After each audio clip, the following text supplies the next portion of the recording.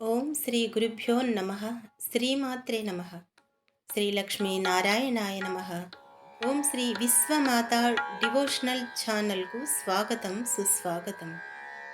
ఆత్మబంధువులకు నమస్సుమాంజలి. శ్రీ విష్ణు పురాణం వ్యాఖ్యాత మీ రాధమ్మ. ఆ ఇంద్రాది దిక్పాలకులు బ్రహ్మగారితో కలిసి శ్రీ మహావిష్ణువుని కలిసి చర్చించగా, దుర్వాస మహాముని యొక్క శాపగ్రస్తుడైనటువంటి ఇంద్రుడు అభ్యర్థించగా, ఆ శ్రీ మహావిష్ణువు ఆ యొక్క శాపానికి విరుగుడుగా క్షీరసాగరమథనం చేయమని ఆయన ఉద్బోధించెను.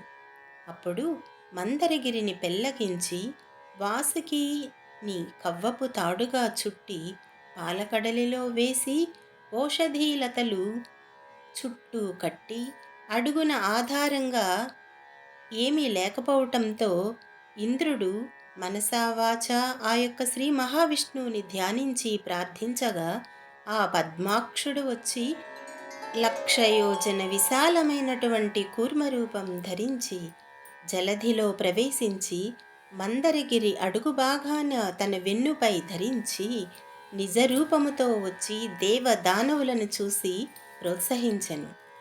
దేవతలు వాసుకి యొక్క తోకను, దానవులు తలను పట్టుకొని ఆ మందరగిరిని త్రిప్పనారంభించారు. వాసుకి శ్రమపడుతూ విడిచే నిట్టూర్పులతో విషజ్వాలలు వచ్చి ఆ రాక్షసులను బాధించగా, ఇటువైపు తోకవైపు ఉన్నటువంటి దేవతలు ఎటువంటి బాధ లేకుండా వారు త్రిప్పసాగారు. అలా తరవగా తరవగా అనగా ఒక కవ్వము వలె ఆ పర్వతాన్ని ఉంచి చిలకగా సముద్రము నుంచి వెన్న మజ్జిగలో నుంచి తేలునట్లుగా సముద్రములో నుంచి కల్పవృక్ష కామధేనువులు, చింతామణి, రంభ ద్యప్సరసలు, ఐరావతము, ఉచ్చైశ్రవం వెలికిరాగా శ్రీపతి ఆ సమూహమును ఇంద్రునికి అప్పగించెను. ఆహా, ఏమి ఆ భాగ్యము! చదువుతున్నందువల్లనే ఇంత సుందరముగా అగుపించుచున్నదే. మరి ఆ నవనిధులు పుట్టగా కుబేరునకు ఇచ్చారు. చంద్రకళరాగా ఆ చంద్రకళను మన మహాశివునికి శిరోభూషణంగా ఇచ్చారు. మరి తరువాత ఒక కల్లుకుండ రాగా దానిని దానవులు కైవసం చేసుకున్నారు. భరించరాని విషం రాగా సర్పాలు తీసుకున్నాయి. తరువాత ఒక అమృత కలశం పట్టుకుని దివ్యాంబరాభరణధరుడు ధన్వంతరి వెలికి వచ్చి విష్ణువు కనిసైగచే తీరమునందున్న ఒక వృక్షము క్రింద నిల్చున్నాడు. తరువాత పద్మపాణి, లోకజనని, విద్వాంసుల ఉపాస్య దేవత, త్రిలోక సుందరి దయారాశి ఆ శ్రీ మహాలక్ష్మి పాలకడి తరంగాల నుంచి అలా అలా అల్లనల్లన దేదీప్యమైనటువంటి విరాజిల్లుతూ తీరానికి వచ్చినది. మునులు శ్రీదేవిని శ్రీ సూక్తముతో స్తుతించారు. అందువల్లనే శ్రీ సూక్తము అంతటి ప్రఖ్యాతిగాంచి మహిమాన్వితమైనదిగా కీర్తించబడుచూ ఉన్నది కదా. విశ్వావసువు మొదలైన గంధర్వులు శుభగీతాలు పాడారు. గురుతాచి మొదలైన అచ్చరలు ముచ్చటగా నాట్యమాడారు. ఆహా, ఏమి ఆ భాగ్యము దేవతలకు రాక్షసులకు సంభవించినది కదా. ఐరావతాది దిగ్గజాలు సువర్ణ కలశాలలో గంగాజలం తెచ్చి అభిషేకించాయి. సముద్రపతి ఎన్నడూ వాడని పద్మమాలిక ఇచ్చాడు. విశ్వకర్మ దివ్య రత్నాలంకారాలు సమర్పించాడు. బ్రహ్మ రుద్రాది దేవతలు దివ్య మాల్యాంబరాలతో చందనముతో అలంకరించారు. ఇలా మహావిభావాభిరామమైనటువంటి ఆ దేవిని దేవదేవుడు పరిగ్రహించి వక్షస్థల నివాసిగా చేసుకున్నాడు. ఆహా, ఏమి అటువంటి అద్భుత భాగ్యము దేవదానవులకు! ఆ యొక్క శ్రీ మహాలక్ష్మి శ్రీ మహావిష్ణువు యొక్క పరిగ్రహణం చూసే అవకాశము దక్కినది కదా. వెంటనే ముల్లోకాలు సకల సంపద్వృద్ధిని పొంది కలకలలాడాయి. అమ్మవారి ఆగమనంతో ఆ మహాలక్ష్మీదేవి ఆగమనంతో కళకళలాడుతూ ఉండగా శ్రీహరి తనకు శత్రువులైన దానవులకు తృణమైన చేరనీయక జలధిలో సంభవించినదంతా తన అనుచరులైన దేవతలకు సంక్రమింపజేశాడు. ఈ విధముగా విప్రచిత్తి మొదలైన దానవులు గుమికూడి ఉరికి అమృత కలశం తీసుకుని పారిపోయారు. దేవతలు బిక్క మొగాలతో చూస్తూ నిలుచున్నారు. శ్రీపతి వెంటనే మోహిని రూపముతో దానవుల వద్దకు వెళ్ళి వారిని మోహ విభ్రాంతులను చేశాడు.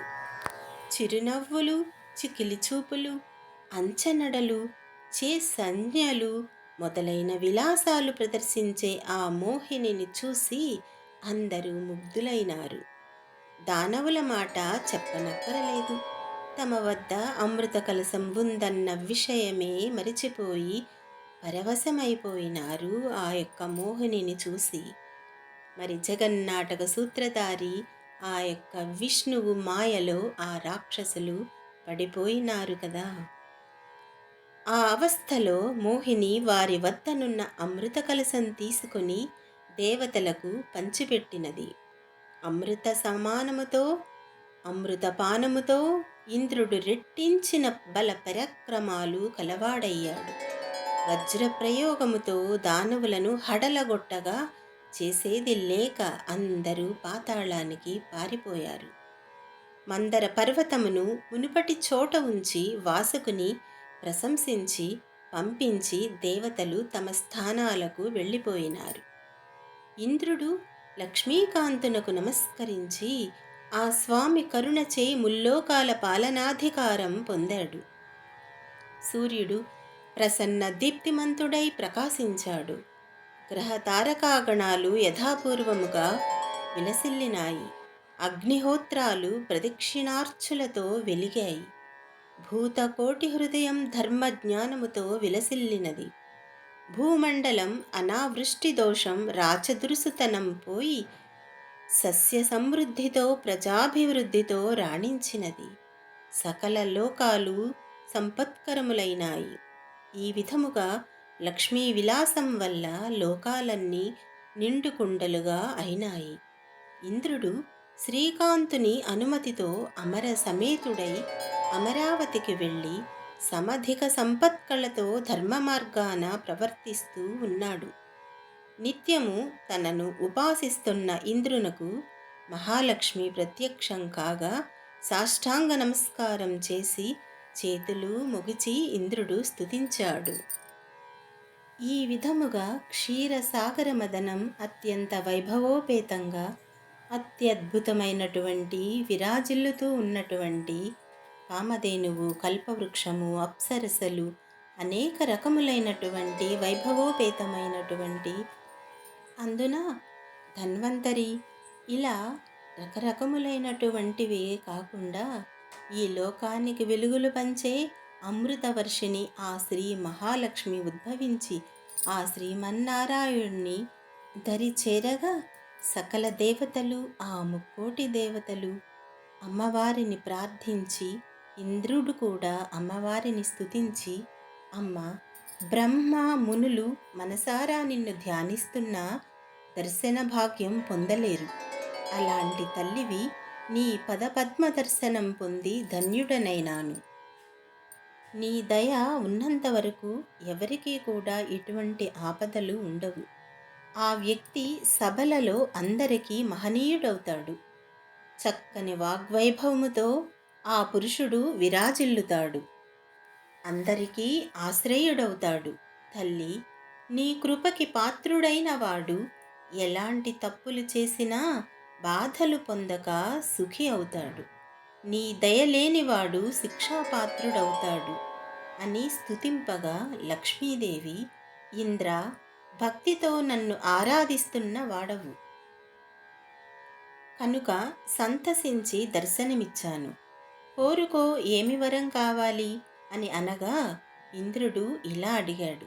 మాత, నేను నేర్చిన విద్యలయందు, శరచాప ఖడ్గాది సాధనములయందు, చతురంగ బలములయందు, గోమహిషాదులయందు, అవి గల ప్రదేశములయందు మణికనక వజ్రాలంకారాలయందు పరిమళ ద్రవ్యములయందు నా పుత్ర మిత్ర కళత్ర బంధువులందు శక్తి గుణ ఇంద్రియములందు రాష్ట్రాలలో దుర్గాలలో రాజధానులలో క్రీడా విహార ప్రదేశాలలో నా శరీరమునందు దయతో నీవు ఉండవలసిందిగా నా యొక్క విన్నపము అని ఆ ఇంద్రుడు ఆ శ్రీ మహాలక్ష్మిని అర్థించెను. నిన్ను ఇలాగు స్తుతించే దానియందు కొడుకుని చూస్తున్నట్లు దయతో చూస్తూ రేయింబవళ్ళు కాపాడుతూ ఉండవలసిందిగా ఇంద్రుడు అమ్మవారిని ప్రార్థించారు. శ్రీ మహాలక్ష్మీదేవి తదాస్తు అని అభయహస్తముతో ఇంద్రుడిని అనుగ్రహించి లక్ష్మీదేవి అదృశ్యరాలైనది. ఆనాటి నుంచి ఇంద్రుని నివాసం లక్ష్మీకళతో రాణిస్తూ ఉన్నది. అమ్మవారు ఆశీర్వదించాక ఇంకా ఆయనకు ఏమి లోటు చెప్పండి. వాసుదేవుడు కృతయుగమునందు పరశురాముడుగా అవతరించగా లక్ష్మీదేవి భూదేవి అయినది. త్రేతాయుగమున శ్రీరాముడిగా అవతరించగా ఆ మహాలక్ష్మీదేవి సీతాదేవిగా ఉద్భవించినది. మరి ద్వాపరయుగమునందు కృష్ణావతారుడు కాగా ఆ దేవి రుక్మిణీదేవి అయినది. కలియుగమున సూర్యరూపుడు కాగా ఆమె పద్మిని అయినది. ఈ విధముగా లక్ష్మీదేవి పద్మాక్షునకు తోడై ఉంటుంది. ఆ స్వామి దేవరూపములో ఉంటే ఆ దేవి దేవతాకాంత రూపాన మానవ రూపములో ఉంటే మానవకాంతగా ఉండి శబ్దముననుసరించే అర్థంలాగా అనుసరిస్తూ ఉంటుంది అని లక్ష్మీదేవి చరిత్ర ఈ విధముగా చెప్పగా మైత్రేయుడు తన గురువుగారిని పరాశర మహర్షిని ఈ విధంగా అడిగినాడు. ఆచార్య, ఇక భృగువు మొదలైన మునుల సృష్టి విశేషాలు వివరిస్తారా అని ఎంతో వినయంగా అడగగా ఆ పరాశరుడు ఇలా సమాధానం చెప్పాడు. భృగువునకు ఖ్యాతియందు ధాత విధాత అనే కొడుకులు, వారికి మేరు పుత్రికలు అయతి నియతి అనే కన్యలు భార్యలు. ధాతకి అయతియందు ప్రాణుడు, విధాతకు నియతియందు మృకండు జన్మించారు. ఆ మృకండుని నందనుడే మార్కండేయుడు. దీర్ఘాయువు ప్రాణునకు వేదసరుడు, వానికి ద్యుతిమంతుడు, అతనికి అజరుడు జన్మించినారు. వారి వంశములు మిక్కిలిగా విస్తరించినాయి.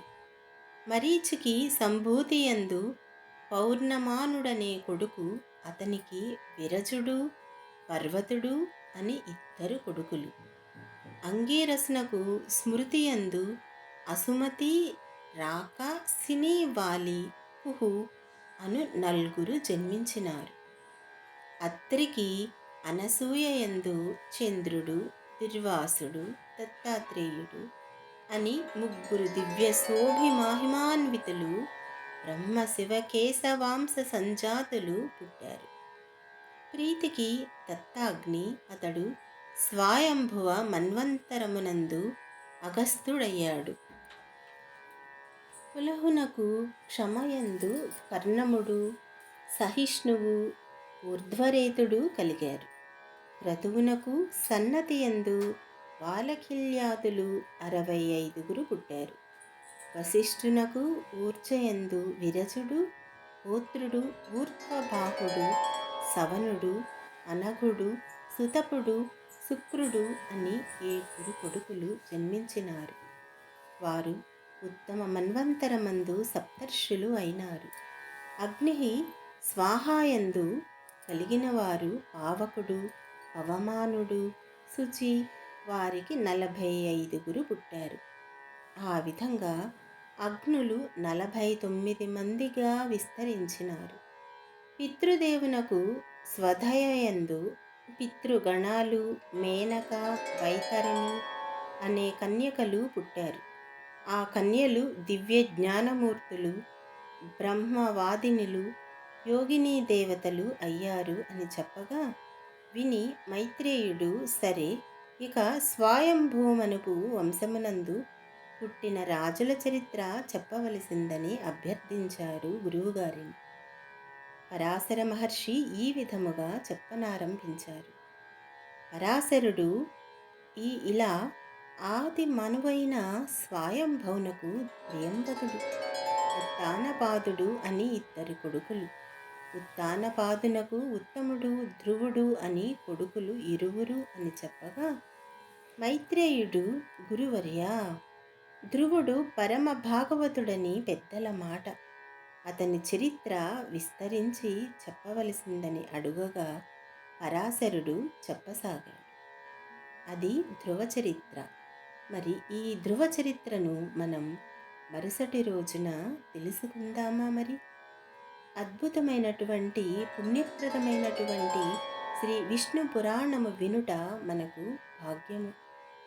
మనము చదివినందువలన అత్యంత వైభవోపేతమైనటువంటి ఆధ్యాత్మిక శోభను మనం కైవసం చేసుకున్నట్లే కదా. మరి మరుసటి రోజున మరలా కొన్ని విషయములు తెలుసుకోబోతున్నందుకు మనం ఆ విష్ణువు యొక్క దయకు పాత్రులమైనామని అర్థము. ఆత్మబంధువులకు నమస్సుమాంజలి. Thank you for everyone. Thank you all.